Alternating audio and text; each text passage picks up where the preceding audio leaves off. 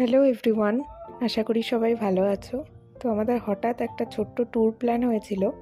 তো এখন বাজে রাত 2:30।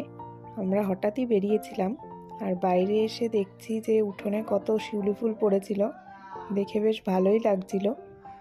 তো তোমরা দেখতে থাকো আমরা ফার্স্ট ডেস্টিনেশনে কোথায় যাচ্ছি।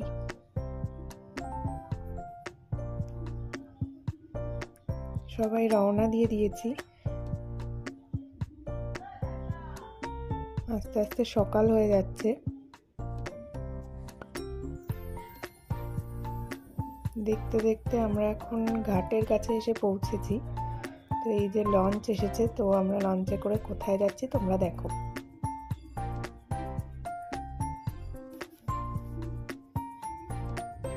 ভিউটা সকালবেলা দারুণ ছিল।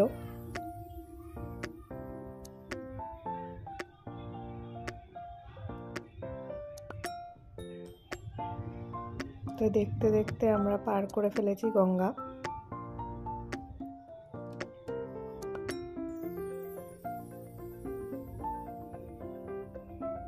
এই ট্যুরটা আমাদের অনেক রকম অভিজ্ঞতা হয়েছে, তো সব তোমাদের সাথে শেয়ার করব।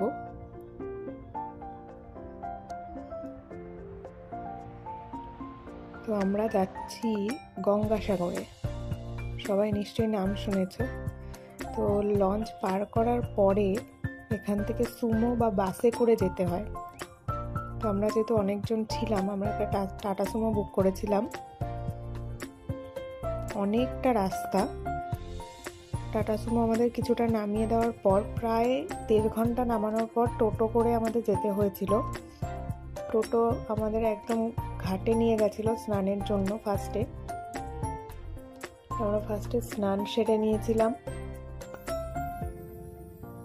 তারপরে আমরা ফাইনালি চলে আসলাম কপিল মুনির আশ্রমে, যেটা এখানকার মেন আকর্ষণ। আর দেখতে পাচ্ছ আশ্রমের সামনে কত পায়রা। এই কাকিমাটা খাবার দিচ্ছিল, আর দেখতে এত ভাল লাগছিল এদের। তো আমরা আশ্রমে পুজো দিয়ে কিছুটা বসেছিলাম।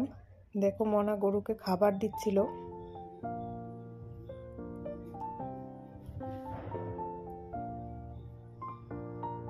আশ্রমের পাশেই একটা পুকুর মতো ছিল, যেখানে প্রচুর মাছ তোমরা দেখতে পাচ্ছ।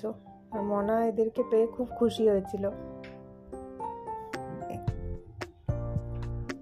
এইবার আসছে ফেরার পালা।